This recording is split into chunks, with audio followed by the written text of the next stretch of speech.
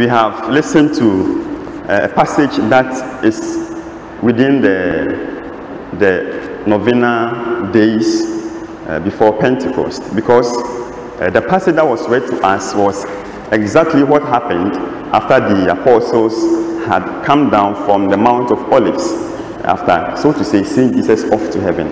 We call this the Ascension. And Jesus ascended to heaven, as we read some days back, and we celebrated Ascension Day. And before he left, he gave them an instruction, a command, that they should remain or stay in Jerusalem until they have received, or they have received the gift of the Father. So the apostles came down from the Mount of Olives, and then we are told that they went up the room called the upper room. So in the upper room, and this is what happened. In the upper room, when they had gathered there, we are told that there were about 120, and that is interesting. So to say, so all the men of God, the Christians, those who love Jesus, could number only 120, because that was the apostles and disciples together. But that is also interesting, because out of 120 people, just 120 people, see where we are now. Our numbers keep rising. Indeed, Christianity does not so much deal with numbers, but with the quality of the Christians. And because these 120 were quality Christians, today you and I are part of the Christian family. It is the quality of our Christian living that Jesus is interested in, not just being numbered as Christians. I pray that you will be counted a Christian because of the quality of life you are living. Amen. And so when these 120 men and women, because we are told that there were women, the marriage name was mentioned, had gathered in the upper room waiting for the Holy Spirit, Pentecost novena, then Peter came forward and put a question to them, a problem. Because the apostles were 12, you all know the story very well, but somehow one of them was lost.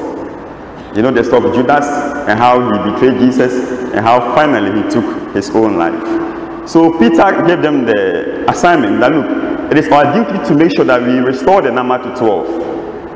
You see, Jesus himself chose that 12. Something happened, one left, and then now Christians are deciding, disciples, apostles decided to raise the number back to 12. There's nothing wrong if Jesus, if God, uses we, human beings, to raise his number back to 12. So he uses these apostles, these men, and Peter gave them the criteria.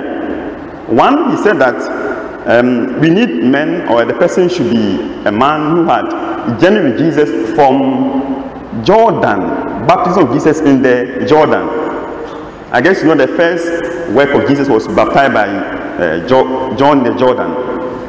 Till the day he was taken up to heaven, Ascension Day. When I read that, it struck me. It means, and it still meant that there were men and women who had followed Jesus right from the day of his baptism to the end. Have you realized that? Yet, when Jesus was chosen, he chose 12. But outside this 12, the number, there were other men and women who had been with Jesus from his very first day of ministry. How come they were not chosen? How come they didn't meet the 12 criteria? We shall get to that very soon. So he told them that's the first criteria, that you must be a man who has been with Jesus all his life, all his lifetime. If today we are thrown this criteria, can you meet it? Have you been a Christian all your life? From the day you were born till now? And have you been living your Christian life all your life? You know, Jesus is not asking for those who were Christians and then left, but men and women who started and finished with him. So that was the first criteria. The second he put to them was that the person must be ready to be, in Greek they say, a maturia theis anastasis autou, a witness of the resurrection. That is also refreshing, because it means that before the person can be chosen, he must be ready. Now she must be ready to be a witness. If they say you are a witness to something, it means that you are an, let's say this way, an eyewitness. You saw it. You were there. You know, nobody should remain a Christian because of what he knows about Jesus. But your Christianity should become what you have experienced with Jesus. Christianity is a personal encounter. Until your Christianity has become an encounter with Jesus, the Christ, then your Christianity is not growing. So the criteria was that the person should be ready to be somebody who can say that, look, I saw it because I was there. And because of this, I will defend it with the rest of my life. A witness. And so with this criteria, now the two men were chosen. The names were given as we heard. Their names are also interesting because we realize that among these who were chosen, the first person was called Joseph. They say his other name was Barsabbas, and even his surname was Justus. And then the second person who was put on the list was called Matthias. Look at the name. Somebody's name was mentioned, Joseph, and he was called Barsabbas, and then his surname was given, Justus. So comparing these two, this first person was much known. They knew his surname, they knew his nickname, you see, apart from his real name. Now, and the second person they put there was Matthias. They don't even know his surname, they don't even know his nickname, but they added him to a list. You see, God knows you.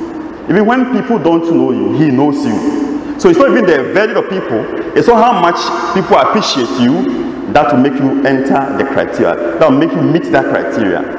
If God means to choose you, if no one knows you, you'll be chosen. Amen. So these two men were put there, a popular figure, and then, somehow known figure. Justus and then Matthias. And then we are told that they had cast lots. The cast of lots was in this form. They will write the names of these two men, now you know, Joseph and Matthias, onto some little stones. And then they'll put the stones into a vessel, a container that can be shaken. And then they'll roll it, shake it, so hard that one stone drops. And if the stone drops, they go to look at the name bearing that, the stone bearing that name.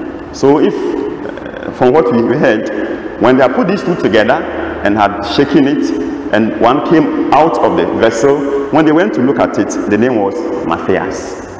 For them, this means the hand of the Lord has picked this man. God has handpicked him to be the one to replace Judas, to be counted among the 12. This really is good for us, and it's also assuring for us because God knows you very well, and he doesn't think, it doesn't matter what people may say of you or know about you. The beauty of this whole passage is that the men and women were chosen to be apostles. The word apostle, as we know, comes from the Greek word apostoline, which means to send. So we are all apostles, and the church is apostolic, doing that missionary mandate. We pray today that we who are here, we are here, the Matthias are here. No, sometimes if you are not chosen at the first election, don't think that it is over. This man Matthias was never mentioned in the scriptures, yet today was his day. It took just a day for him to be numbered among the apostles. Matthias was known to God. Possibly, in these days, some of us who are some of us who have just said, okay, enough. They don't see what I'm doing and they didn't choose me. He could have been chosen among the 12 from the beginning because he was there. But though he wasn't chosen, he didn't give up. He went on being faithful to Jesus. If you are not being chosen yet, don't give up. Continue being faithful. The day will come when you become a Matthias, you shall be chosen. People join groups because possibly they won't become leaders to hold positions. And when they don't get the positions, they don't get what they wanted to, then the spirit goes down. No. Don't be that kind of Christian who is in there because of what you get out of it. Even if the lot doesn't fall on you, remain faithful. Because a day will come when you shall be chosen from nowhere to be somewhere. May God bless us and give us the gift to finish this Pentecost novena that we began.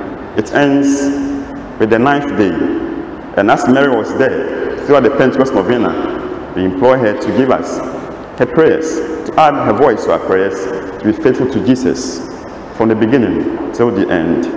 Amen.